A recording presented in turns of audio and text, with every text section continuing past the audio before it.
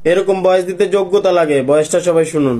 একজন বিবাহিত নারী যতই জায়নামাজে কান্নাকাটি করুক এবং প্রতিদিন কোরআন পাঠ করুক, ততক্ষণ পর্যন্ত সে তার ইমানের মাধুর্য খুঁজে পাবে না যতক্ষণ পর্যন্ত সে তার স্বামীর হক আদায় করবে না। স্বামীর হক আদায়ের মৌলিক বিষয়গুলো।